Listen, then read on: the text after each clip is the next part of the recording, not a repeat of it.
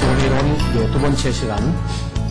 우리가 예정이라고 할 때, 물론 그저 납득을 못해 하지만은, 하나님은 창세 전부터, 또 어떤 사람이 믿을지, 어떤 사람이 안 믿을지 알고 계시겠죠? 창세 전부터 말이요. 그러면은, 이제 만약에, 하나님이 사랑이 많으시고 자비로우신 분인데, 어떤 사람이 끝까지 안 믿고 고집 부리고 뭐 하나님께 반항하다가 여러분 이제 상당히 많은 사람이 천국 가지 못하고 그 이제 지옥에서 이제 고통을 영원히 받게 된다. 이렇게 이제 생각해 보시고 야 그건 난 그런 거 못 봐 그런 거 그만둬 그냥 창조고 뭐고 하지 마 하고 백지로 돌린 게 아니라 그걸 아시면서도 하나님이 추진된 거죠. 그렇죠? 그래서 아시면서는 말이 사실은 별로 없지 않은 말이야. 왜냐면, 이건 지옥도 마귀가 만든 게 아닙니다. 그렇죠? 지옥은 누가 만든 거요? 그럼 만들 때는 쓸모가 있어서 만든 거 아니야? 쓸 데가 있어서. 맞습니까? 그럼 지옥도 하나님 만들었는데, 그럼 예정 안 되고 버림받은 거 당연히 있는 거죠. 근데 이제 그걸 할 때, 이런 거죠. 쉽게 말하면은, 우리가 농사를 짓는 사람이 다 알곡 되기를 바라지만은, 그건 그렇게 안 되죠. 원하지 않지만은 결국은 쭉정이가 나오는 거예요. 농사 짓다 보면은. 그리고 쭉정이 나오지만 쭉정이 때문에 농사 자체를 포기하지는 않잖아요. 왜냐면 알곡이 또 얼마 또 나오니까. 그래서, 상당수는 알곡이 안 되고 쭉정이가 되지만은 쭉정이 되는 것 때문에 그거를 두려워해가지고 알곡까지 포기하는 농부가 없는 것처럼 하나님도 창조해서 의지의 자유와 선택의 자유를 주면은 반드시 그 자유를 오용하거나 남용해가지고 꼭 가지 말라고 넘어가가지고 결국은 돌아오지 못하게 될 것을 하나님 아시지만은 만약 예지라 한다 할지라도 예정을 한다 할지라도 아시지만은 창조계획은 추진됐으니까 결국은 하나님 안에서는 이미 작정된 거야. 그렇죠? 아시면서도 추진했다는 건 작정된 거죠. 다만 이제 우리가 모릅니다. 누가 작정된 사람인지 누가 작정되지 않은 사람인지 그걸 잘 모를 뿐이지 하나님 안에서는 이미 예정되고 선택되고 작정됐다. 이건 아무도 부인할 수 없다는 얘기죠. 그렇다고 해가지고 우리가 이 예정이라는 것이 숙명론적으로 혹은 운명론이나 결정론으로 되는 것은 아니고 예정의 폭이라는 것이 아무 선택 여지 없이 그렇게 한 것이 아니라 구원받을 사람 대상만 예정했다 뿐이지 살아가는 데 있어서 모든 우리 행동에는 그냥 자유가 보장되어 있고 따라서 자유가 보장되어 있기 때문에 책임도 우리에게 있습니다. 만약에 우리가 아무 그 선택의 여지가 없다면 책임도 없겠죠. 책임이 없으면 심판도 없는 것이고 심판도 없으면 지옥도 없는 거야. 그러니까 충분히 우리 자유가 있습니다. 예를 들어서 길을 여정할 때 길 폭이 30cm밖에 안 된다면은 물은 옆으로 갈 수가 없죠.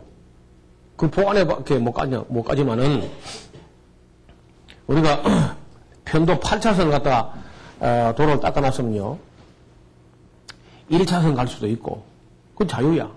2차선으로 갈 수도 있고 맨 그대로 4차선 8차선 갈 수도 있는 거죠. 그런 것처럼 또 가되 빨리 갈 수도 있고 천천히 갈 수도 있고 갈지자로 갈 수도 있고 그런 거 아니겠어요?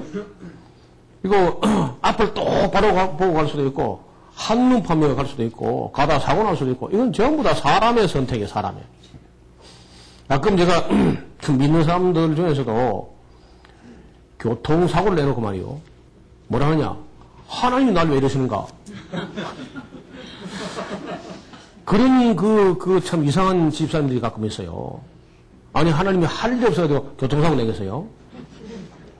지가 교통사고 내놓고 하나님이 왜 이러시는가 그런 소리 하는 사람이 있어. 거의 다 운명론적으로 보는 그런 잘못된 관점 때문에 그래. 절대로 하나님은 교통사고 안 냅니다. 내가 하나님 이력서를 봤는데 교통사고 한 건도 안 냈어. 교통사고 다 사람 내는 거예요, 사람이. 그러니까 교통사고 내놓고 하나님을 원망하거나 하는 것은 그건 큰 잘못입니다. 자기가 교통사고를 낸 거야. 그런 것은 그 예정이 아니고 우리 선택이고 따라서 우리 책임이고 완전히 우리 의지와 선택의 자유가 있는 겁니다. 또 올 때 지금 여름 옷을 입거나 아직도 봄인가 이렇게 해가지고 이제 옷을 입는 게 자유입니다. 그거 예정 안 돼 있어요.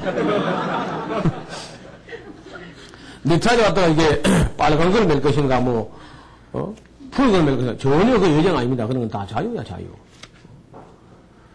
그래서 전혀 우리가 생활하는데 하나님이 우리를 예정했다 해서 우리 생활에 무슨 자유가 제약되거나 전혀 그런 거 없습니다. 1절 완전히 자유하지 않습니까? 나는 하나님께서 우리를 예정했다 해가지고 하나도 내가 생활에 불편하거나 이런 거 1절 없어요. 그래서 그런 오해가 없기를 바라고 여기 예정하신 말씀을 또 조금 이제 더 찾아보면은요 사도행전 4장입니다. 사도행전 4장 28절이죠. 28절도 한번 보면은 하나님이 권능과 뜻대로 이루려고 예정하신 그것을 행하려고 이 성에 모였나이다. 큰 사건들, 인류 구속사적으로 중요한 어떤 사건들은요, 거의 다 예정되어 있는 뜻대로 되어가는 거예요. 개인의 무슨 행동, 이런 것은 예정되어 있지 않지만은, 역사의 큰 섭리의 어떤 플랜이 있어요, 하나님께서. 그런 때와 기한 이런 것들이 다 정하신 뜻대로 이루어진다는 것을 고백하고 있습니다. 다시 고린도전서 2장 7절을 또 가서 보겠습니다. 고전 2장 7절도 보면은 사도 바울이 예정한 얘기를 조금 해요. 2장 7절 6절부터 보죠. 그러나 우리가 온전한 자들 중에서는 지혜를 말한다. 지혜를 말하지 않는 것이 아닌데 이는 이 세상의 지혜가 아니고 또 이 세상에 없어질 관원의 지혜도 아니야. 오직 비밀한 가운데 하나님의 지혜를 말하는 것인데 곧 감추었다가 하나님이 우리의 영광을 위하여 만세 전에 미리 정하신 것이라. 그 줄을 꺼서요. 만세 전에 미리 정하신 것. 이런 게 이제 지혜라는 거예요. 그러니까 사도 바울이 고린도 전서 같은 걸 쓸 때,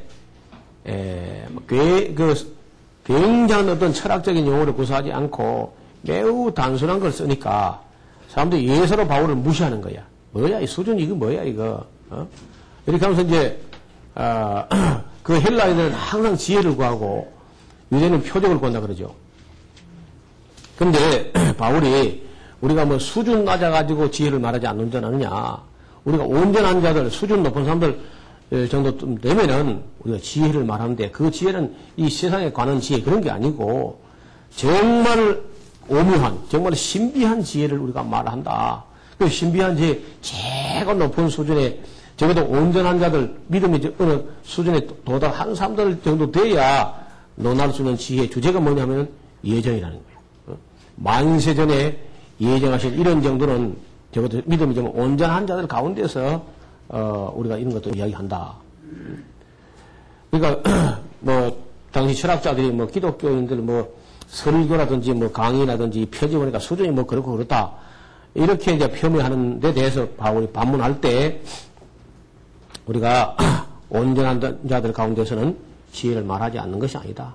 적어도 만세 전에 미리 정하신 것, 이런 지혜는 이 만세 전에 하나님 미리 정하신 이런 지혜는요 하도 수준 높기 때문에 8절에 이 지혜는 이 세대의 관원이 하나도 알지 못했어. 이 예정론이라고 하는 이런 것은요 세계 어떤 철학에도 없습니다. 어떤 종교도 없고 딱 그 세상 사람들이 있는 거, 아까 얘기했죠. 숙명론, 혹은 운명론, 결정론, 이런 거는 그 세상 지혜도 있지만은, 이 구원의 대상자가 하나님이 예정하셨다 하는 것은 어떤 철학에도, 어떤 종교도 나오지 않습니다. 이 지혜는 이 세대의 권한이 하나도 알지 못하였으니, 만일 알았다라면, 영광의 주를 십자가에 못 박지 않았겠지 하면서 이 모든 것이 결국은 다 하나님의 예정하신 뜻을 이루어가는 과정이다. 그래서 역사의 큰 흐름이라고 하는 것은 하나님의 예정하신 뜻을 벗어나지 않고 사람들의 이제 하나님께서 원하시는 방향이 있지만 그 원한 것대로 하지 않는 선이 있습니다. 다시 말하면 사람이 게으르지 말고 열심을 품고 주를 섬기라 이런 것은 원하지만은 그래 안 할 수 있는 거죠. 그렇다고 해가지고 하나님께서 이루실 큰 역사의 어떤 그 흐름 자체를 누가 거꾸로 돌리거나 아니 멈추거나 그걸 하지 못합니다. 그건 다 예정된 대로 다 간다고 말이에요. 그래서 예정이라는 게 단순하지 않다고 말이죠. 자, 고린도 전서 2장 7절을 봤고요. 그 다음에 디모데 후서는 디모데 후서 1장에도 한번 주목합시다. 디모데 후서 1장 9절. 신약성경 뒷쪽에 있습니다. 디모데 후서 1장 9절을 보시면은, 하나님이 우리를 구원하사 거룩하신 부르심으로 부르심은 우리의 행위대로 하심이 아니요 오직 자기의 뜻과 영원한 때 전부터 그리스도 예수 안에서 우리에게 주신 은혜대로 하심이라. 영원한 때 전부터 다 계획된 예정된 그런 뜻대로 우리를 부르신다는 거죠. 그래서 이제 이런 예정론이 그러면 우리 신앙에 정말 유익하냐 할 때 이 우리를 예정하시고 택하셨다 하는 믿음이 우리 속에 딱 자리 잡으면요 영혼의 닷같이 흔들리지 않는다는 거야. 그냥 그날 기분 좀 더 구원 받았는가 말았는가 하다가 기분 나쁘면 영 구원 안 받은 거야 그냥 이래가지고 그렇게 해서는 안 돼. 그래서 하나님의 영원한 때 전부터 창세 전부터 예정하시고 택하시고 아들들이 되게 하시고 그 필요 구속 제사함 받게 한 거는 내가 노력한다 된 것도 아니고 택한 백성들은 버리지 않는. 여러분 예수님께서도 내게 주신 자 중에 하나도 잃어버리지 않게 하라 하십니다. 이게 하나님 뜻이라는 거예요. 또 아무도 나를 주신 아버지는 만유보다 크심에 아무도 아버지 손에서 빼앗을 수 없다. 나와 아버지는 하나이라는 거예요. 예수님 아무도 내 손에서 빼앗을 자도 없고 아버지 손에서도 빼앗을 수 없는데 나와 아버지는 하나이다 이렇게 하는 거예요. 그러니까 세상에 누가 하나님 손에 있는 걸 빼앗습니까? 그래서 이것이 우리 신앙에 안정감을 준다는 거죠. 또 어떤 사람들은 구원파에 안 오면 또 구원 못 받는다. 구원파는 그러죠. 이 사람은 구원파 없을 때도 구원 받았어. 구원파가 나온 지가 얼마 안 됐어. 여러분 따라합시다. 진리는 역사적이다. 진리는 윤리적이다. 진리는 보편적이다. 제가 자주 드리는 말씀이죠. 진리가 천지 창조와 함께 역사적으로 꼭 같이 해와서야 그 진리지. 어느 날 갑자기 나와가지고, 여태까지 어디 따왔어, 지금까지. 그러니까, 하여튼 신흥종교 있고 사회종교야. 역사성이 없죠. 그래서 그때는 바로 진리는 역사적이어야 해. 역사와 함께 역사를 이끌어온 진리가 진리지. 어느 날 갑자기 나와가지고 자기가 진리야 그러면 안 되거든. 여태까지 뭐하고 있다 파장해가지고. 그러니까 진리가 역사적이라는 것 때문에 신흥종교 거의 100%다. 그건 다 사이비 종교입니다. 어떤 것도 따라가면 안 돼. 그래서 영원한 때 전부터 쭉 계시되어 오는 그런 진리가 딱 체계화되어 있는 것이 성경이고 그 성경 말씀 우리가 볼 때 우리를 택하신 것이 분명하니까 영혼의 닭같이 요동치 않게 하려 합니다. 그래서 바울의 신앙은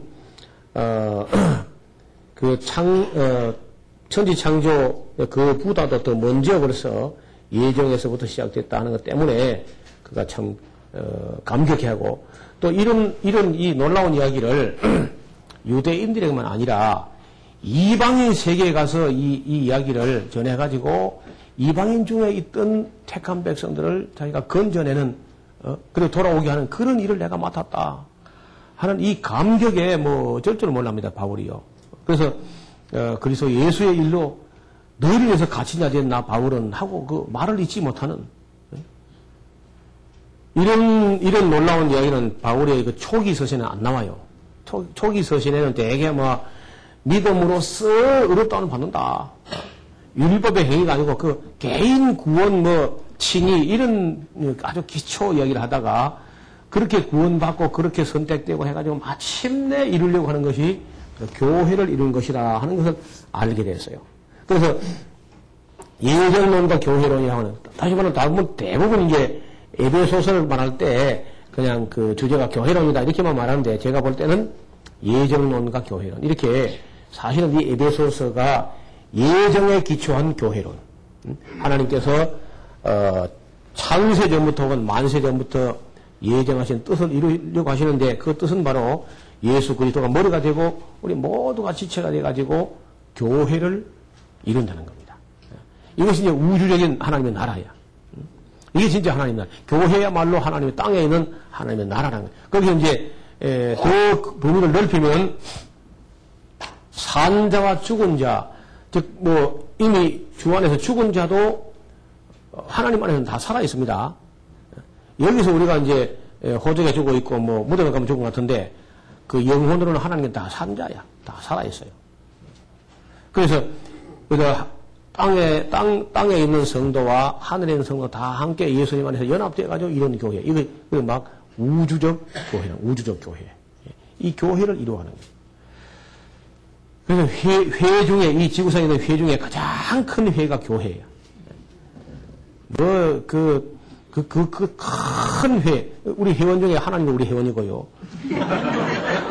예수님도 우리 회원이고, 바울도 우리 회원이고, 보통 회가 아닙니다, 우리가요. 인류 역사에 내노라 하는 사람 전부 다 우리 회원들이야. 왜냐면 근지 가도 좋아요. 그렇죠? 그래서 교회 다니는 거, 예수 믿는 거 갖다 창피하게 생각하는 우리 교회가 얼마나 권위가 있는 회인지 몰라서 그래요. 우리 회원들이요, 영생권이 있다는 거예요, 영생권. 영생 복락의 권리가 있고, 그 우주에게 뭐, 모세도 우리 회원이고, 아브라함도 우리 회원이고 말이요. 그런 뭐 12사도가 다 우리 회에 다 소속된 회원들인데, 이건 죽어도요, 자기가 정지가 안 됩니다. 영생까지 연결되어 있는 그런 큰 이 교회, 에클레시아라는 이 어마어마한 회가, 예정하신 뜻대로 이루어져 가는, 이 어마어마한 이야기가 이게 성경 이야기예요.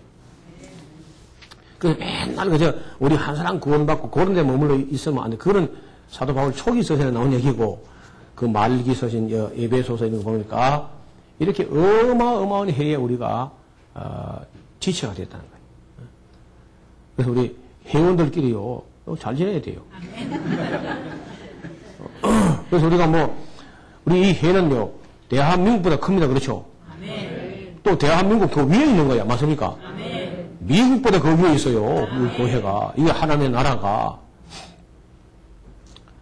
그래서 우리가 이 믿는다 하는 이 교회라는 의미가 굉장히 큰 의미인데, 그걸 너무 우리가 시야가 좁아져서 자꾸, 그러니까 이 믿는 사람들은요, 머리 되신 예수님 몸에 몸된 교회에 연합되어 있습니다. 이게 교회라는 거예요, 교회. 그냥 아무데나 사람들 끌어모았더니 뭐 교회가 됐다. 그런 게 아닙니다. 창세 전부터 계획되고 예정되다. 그러니까 역사란 뭐냐면요. 창세 전부터 예정하신 그 하나님의 뜻이 이루어져 가는 과정이 역사야. 이해가 됩니까?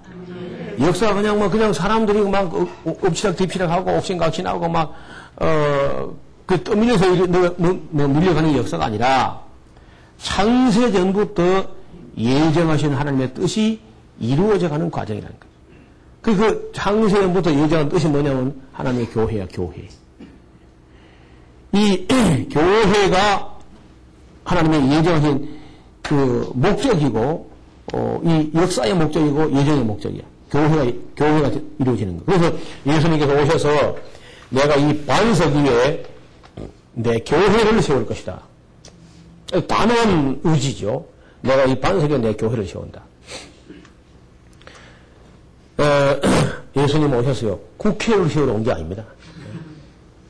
유엔을 만들기 위해서 온 게 아니고, 무슨 에이펙을 만들기 위해서 온 게 아니라, 무슨 IOC를 이런 게 목적이에요. 그런 건 사실 아무것도 아닙니다. 이래서 여러분 볼 때는 이게, 교회가 참 하찮아 보이고, 품위도 없고, 그렇지 몰라도, 나중에 알고 보면요, 깜짝 놀랄 거예요. 건축하는 사람들도 이제 건축하는 예를 드는데, 건축을 할 때 이렇게 보면은, 건물을 짓는 바깥에 쇠파이프 가지고 막 이 쌍줄, 비계라 해가지고 이게 올라가요. 그리고 막 그 천막을 치고 이렇게 올라가는데 그게 굉장히 크죠? 안에 있는 건물은 오히려 작고 그 바깥에 더 커 보이고 하는데, 그런 바깥에는 파이프 아니면 거푸집 이런 것들은요, 안에 예정되고 설계되고 구상된 건물, 그거 완성될 때까지만 필요한 것이고, 그 예정되고 설계되고 구상하고 있는 그 건물 완성되고 나면요, 그 밖에 있는 흔적도 없이 다 뜯어내립니다. 맞습니까? 그러니까 하나님의 예정하신 그 본래 소원과 목적과 계획은 예수 피를 흘려서 예정하고 선택하고 아들들 되게 하고, 그렇게 해서 만들어진 이 교회가 하나님의 목적이기 때문에 우주적 궁극적 목적이야. 제가 가끔 밤 하늘을 잡고 별을 보라고 하는 얘기를 자주 하는데, 아무도 별을 보라고 안 하죠. 그래서 제가 그 별을 보면서 그 우주의 넓이, 크기, 얼마나 크고 광대무배라는 이 우주에 그 많은 별들을 설계하시고 창조하시고 운행하시고 천군 천사가 다 동원되고, 예언자들 구하시되 그 예언자들이 막 목숨을 걸고, 그리고 예수님이 독생자가 피를 쏟아붓고 사도들이 다 목이 달아나면서 그 속사도 교부들 그런 박해 거쳐가면서 이렇게까지 해서 이루시려고 하는 하나님의 우주적 궁극적 목적, 이 어마어마한 온 우주 전체를 통틀어서 가장 궁극적 하나님 목적이 뭐냐 하면요, 교회를 세우는 거예요. 그러니까 교회를 사랑하지 않는다는 것은요, 하나님 사랑하지 않는 거예요. 왜냐면 하나님의 제일 소중한 교회니까. 한 생명도 소중하지만요, 그 생명 개체 단위보다 더 중요한 것은 연합체의 생명. 생명과 생명이 예수님은 머리를 해가지고 성령이 하나 되게 하신 거예요. 연합된 생명이 이 교회라는 생명체야. 그러니까 누가 만약에 아무리 머리가 좋고 똑똑하고 믿음이 좋고 신령하고 해도요, 교회를 해롭게 하는 거는요, 절대 하나님 용납할 수 없는 거예요. 하나님의 우주적 궁극적 목적이 교회인데, 그 교회를 희망하는 것이 바로 하나님의 우주적 목적을 희망하는 거니까. 교회야말로 그리스도의 몸이기 때문에 우리가 교회를 잘 섬기는 것이 곧 그리스도를 섬기는 거예요. 여러분, 마리아가 예수님 발에 그 향유를, 그 비싼 향유를 붓고 자기 머리를 씻었다 그런 말이 있는데, 어떤 사람이 나도 예수님 만나면 그 발에 다 붓버리겠다. 여러분, 예수님 몸이 바로 교회야, 교회. 거기 예수님 발도 있고 예수님 몸이 있는 거죠. 교회에. 그래서 교회를 잘 섬기고 교회에 잘 봉사하는 것이 몸된 예수님 몸된 교회니까, 꼭 갖다 머리에만 올라가서 붓겠다 하지 말고. 그래서 발을 씻겠다 하는 말이 나와요, 발을. 그리고 가장 겸손한 게 나는 내 주의 종들의 발 씻길 종이니, 그렇죠? 가장 겸손한 자세를 내 주의 종들의 발을 씻길 종입니다. 이렇게 표현되어 있어요. 그래서 아주 참 상징적 그림 한 장이 마리아가 자기 향유 컵을 예수님 발에 붓고, 자기 머리카락을 그 발에 갖다 댔다는 예수님 발 밑에까지 내려간 거죠. 그 아름다운 사랑과 그 겸손한 것은 우리 아주 상징적인, 그런데 이 교회가 하나님의 예정하신 목적이랍니다. 우리 맨날 구원에다가 그냥 끝나버렸는데, 구원받은 사람들을 가지고 교회를 이루잖아요, 교회. 예. 여러분, 구슬이 뭐, 서마르로 끼어야 고배라 그런 말인데, 신자가 전부 나도 알갱이로 돌아다니며, 그건 새가 주워 먹어버려, 그냥. 그래서 혼자서 뭐 집에서 먹겠다, 그건 잘못된 겁니다. 하나님은 한 사람을 구원만 하겠다 한 게 아니라, 구원받은 사람, 다시 하면 그 구원받는 게 택하시고, 예정하시고, 아들들 되게 하시고, 구속고 죄를 사하시고, 지혜와 청목을 넘치게 하시고, 그 뜻의 비밀을 알게 하시고, 성령으로 인을 쳐서 전부 다 딱딱 맞으면 교회 안에 다 제자리 찾아가서 맞아 떨어지는 거야. 이런 교회를 이루려고 하시는데, 교회도 안 나오고, 뭐, 집에서 혼자 기도하겠다. 잘못 묻는 겁니다. 아무리 뭐 기도 많이 하고, 아무리 성경 많이 받으면 잘못하는 거야. 그래서 교회에 잘 아름답게 연합하고, 그 교회의 성도와 함께 성령이 하나 되게 하는 걸 잘 지켜나가는, 이게 건전한 신앙이에요. 조금 진도가 나가야 되겠습니다. 우리가 이제 예정하신 하나님 안에서 이렇게 쭉 공부를 해보면은 역대 내노라 하는 그래 우리 회원 중에 대학자들이 있었어요. 그런 학자들이 다 이 예정이라는 걸 놓고 굉장히 뭐 감격해 합니다. 여기 칼빈 비롯해가지고, 그리고 휘필드, 핫지, 댐리, 커닝햄, 스미드, 세드, 스트롱, 카이퍼, 워필드, 아는 사람 별로 없죠? 워낙 우리 회원이 많아 그래요. 워낙 회원이 많아서 세계에서 우주적으로 제일 큰 애니까. 이름 모르면 그냥 우리 회원들 이름만 다 성경 안에 찾으면 돼, 그냥, 그게. 이런 분들이 다 이제, 예정된 이 회원들이 이렇게 즐거워하면서 책을 썼는데, 어떤 분이 말하기를요, 우리 이 해치게 되는 이 성경의 말로, 그렇기 때문에 우주적인 회원들의 해칙으로 규정된 성경은 지구상에 출판되어 있는 모든 책을 합한 것보다 이 책 한 권이 더 가치가 있다는 거예요. 이게 우리 회원의 해칙이니까. 우주적인 회원의 해칙이니까 그래요. 그래서 여러분, 다른 책은 몰라도 성경만큼은 정말 빠른 시간 내에 좀 통달하도록 열심히 읽어서. 그래도 이제 우리가 선택받은 사람들이고 사랑 입은 사람들도 인간 마음대로 안 되는 것도 있습니다. 뭐든지 그러니까 자유하다 해서 다 마음대로 되는 게 아니야. 가령 예를 들어서, 우리 아버지를 내가 택한 게 아니야. 내 선택의 여지가 없어. 그렇죠? 우리 어머니도 내가 택할 수 없는 것이고, 그리고 내가 태어난 시대, 나는 20세기에서 21세기로 넘어가는 세기에 탄생했다. 이런 거 내가 택한 거 아니야. 나와보니까, 그죠, 이런. 그 시대를 타고는 굉장히 중요한 건데, 이건 내 말대로 안 돼요. 그럼 제가 누구 뜻대로냐? 누구 뜻대로야? 아이고, 회장님 뜻대로야.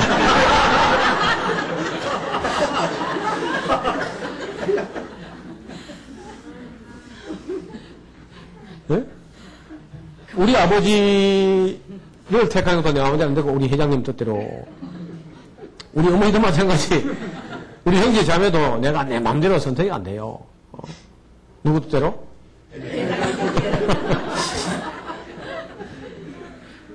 내가 남자가 되겠다, 여자가 되겠다. 누구 뜻대로?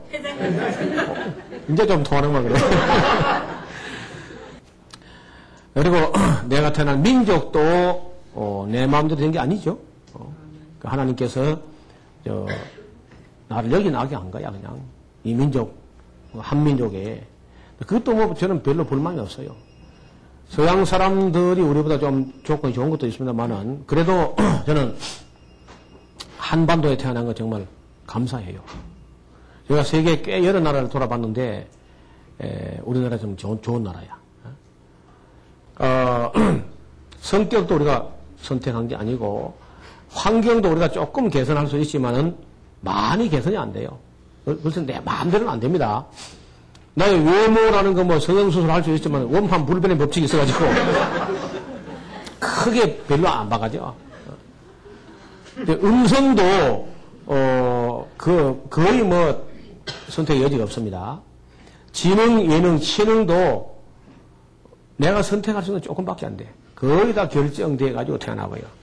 체질도 뭐 어느 정도 개선 가능하지만은 거의 제한적이고, 직업도 선택할 수 있을지 모르지만, 내 마음대로 됩니까? 여러분, 뭐, 나는 뭐 해야 되겠다. 그거, 마음대로 안 돼요, 그거. 조금 어떻게, 어차피 백수 같으면 뭐 아무것도 없으니까, 뭘 해볼지 몰라도, 내가 하고 싶다고 누가 다 시켜주는 건 아니잖아요. 배우자를 내가 선택할 수 있으면 그 사람이 싫다면 그만이죠, 그죠? 내가 점찍인데 그 사람 나를 안 찍어버리면 그만이야. 친구도 마찬가지야. 내가 어떤 친구를 좋아해도 뭐 그 사람 나를 싫어하면 그 친구도 내 마음대로 안 돼. 취미 생활도 내가 선택할 수 있지만은 성격 자체가 이미 결정되고 나면은요, 그 선택의 폭은 또 제한되는 거예요. 종교도 내가 선택할 수 있지만은 성경해보니까 뭐 내가 너를 택한 것이 아니고 네가 뭐야. 너희가 나를 택한 것이 아니고 내가 너를 택했다는 것도 할 말 없죠. 그 종교도 뭐 내가 택한 가치가 아니야. 나는 내가 기독교, 불교, 요거 뭐 있는데 그래도 뭐 기독교 택했다는데 나중에 알고 보니까 그것도 아니래. 하나님이 내가 너를 택했다는 거요. 그 다음에 내가 죽는 날도 뭐 내가 날 받아가지고 그거 안 되죠. 자살을 하는 사람도 있지만 자살도 다 그 실패 많이 해요. 그러니까 여기 뭐 그건 한 20여 가지 쭉 천국 가고 지옥 가는 건 내 마음대로 안 되지, 그렇죠? 이미 뭐 창세 전부터 결정됐다니까. 그러니까 사실 우리도 자유를 누리는데도 따지고 보면은 상당히 많이 결정돼 있어, 그렇죠? 근데 그것 때문에 그렇다고 해가지고 우리가 생활에 뭐 지장이 있거나 자유가 제한되는 그렇지는 않습니다. 내가 생활할 때는 역시 내가 책임질 만큼은 또 자유가 보장되어 있는 건 사실입니다. 그래서 우리가 선택의 여지 없는 거는 그런 그저 감사해야 되고 아무리 우리가 여러 가지가 좋지 않은 조건에서 내가 태어나고 자라났다 할지라도 다 양보한다 할지라도 예수님을 믿게 되고 하나님을 믿게 된 거 그것만 해도 모든 조건을 다 뛰어넘지 않습니까? 모든 그 부정적 조건을 다 뛰어넘고 넘는 거야. 그것만 해도. 저는 어려서부터 하나도 그 남에게 자랑스러운 거는 거의 뭐 갖고 있지 않았지만은 어떻게 해가지고 예수님을 믿는 거야. 한 동네에서 우리가 한 80호가 살았는데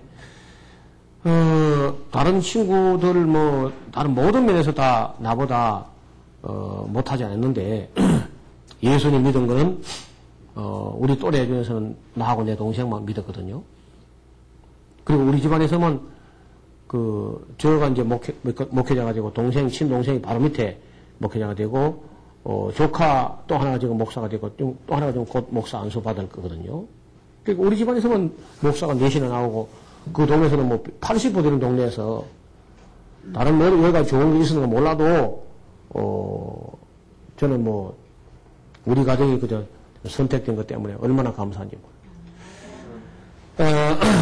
우리 인간에게 이제 그 자유가 주어져 있는데 역시 그 자유는 크게 말하면 이제 의지의 자유하고 선택의 자유. 이미 결정되어 버린 것이 많고 실제로 우리가 임의로 선택할 수 있는 것은 많지 않다 하는 것을 알 수 있어요.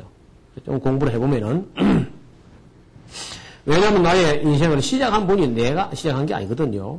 그러니까 이미 시작할 때 창조주 하나님께서 목적과 계획을 가지고 우리를 창조하시되 때를 따라서 필요한 사람들을 창조하시기 때문에 우리가 선택할 수 있는 여지는 그렇게 많지 않은 거예요. 그렇다고 우리 생활에 지장이 있는 건 아니고요. 부자유한 것도 아니고 아까 얘기한 그 중요한 한 20가지가 이미 결정되어 버렸으니까 그 이후에 우리에게 자유가 주어졌는데 그 자유라는 것은 잘 활용하면은 하나님 뜻을 따라서 활용하고 바로 살면은 상이 있는 것이고 선택된 이후라도 그 자유를 오남용하게 될 때는 나중에 또 책임을 져야 돼요.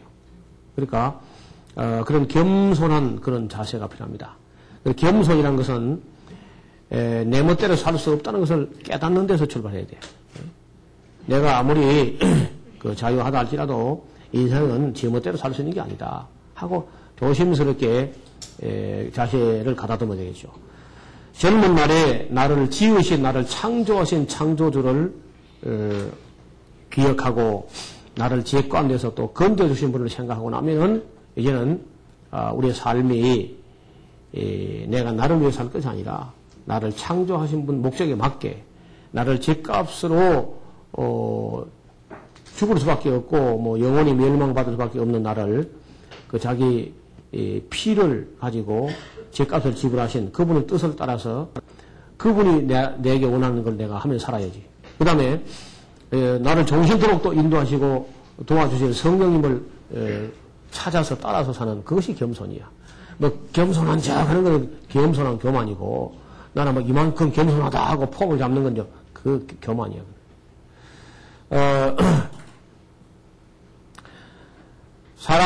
사람들이 이 자유를 아직도 그 마귀가 말하는 자유, 막 무제한적 자유, 그 방종으로 따라가는 자유 이런 걸 가지고 막 함부로 자유라는 그건 자유가 아닙니다. 진정한 자유는 그 하나님께서 제한하신 것을 기쁨으로 수용하는 자유. 아주 그 기분을 해죠. 오늘도 어떤 분이 그런 결혼을 했는데 그 어떻게 결혼을 했냐면은 그 앞에 어떤 그 여자 애인이 그 막 아니라 해가지고 그걸 막 포기하고 결혼했다는 거야. 그렇게 결혼해가지고 결혼했는데 결혼했다 하니까 그 여자가 와가지고 계속 만나자는 거예요. 그래 만날 거야 말 거야. 그걸 나한테 물어보면 어떡하냐.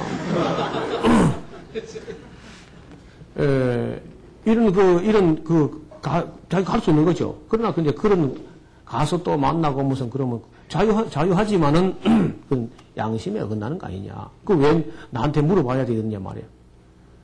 당신 양심에 만나면 안 된다. 양심이 있으니까 지금 만나도 되겠냐. 그 나한테 허락을 받으라면 이제 내한테 묻지만 당신 양심에 물어보라고. 우리가 자유하지만은 그 자유로 육체의 죄의 기회로 삼게 하면 안 돼. 자유를 가지고. 그래서 사도 바울은 그 자유를 가지고 오히려 종로로 타라. 자유를 가지고 형제를 섬기는 또 하나님을 섬기는 종로로 타 이렇게 가르치고 있어요. 자유가 없어서 종로로서 아니라 자유를 가지고. 그래서 그 갈라디아서를 어떤 분이 말하기를 그리스도는 우리를 자유케 하사 자유케 한 후에 자원하는 마음으로 우리를 섬기게 하신다는 거예요. 예수 그리스도 자유케 하사 섬기게 하신다. 자유를 주신 다음에 그리고 정말 우러나서 억지 강제 이런 게 아니고 말이에요. 그래서 다시 말씀드린다. 우리가 어디 가서든지 우리가 예정 입어 구원받는 건 떼놓은 당상이다. 그리고 막 제멋대로 가겠다. 그러면 안 돼.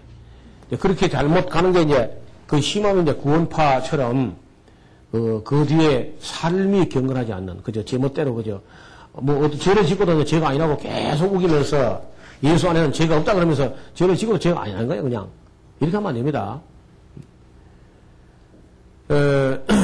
우리가 늘 그저 두려움과 떨림으로 자기의 구원을 지켜나가야 되는데 그렇게 못하고 막 방종으로 간다든지 이렇게 하면 안 되는 거죠. 예를 들어서 우리가 그 마귀가 개발한 말 중에 그 자유를 잘못해가지고 성자유 그런 말이에요.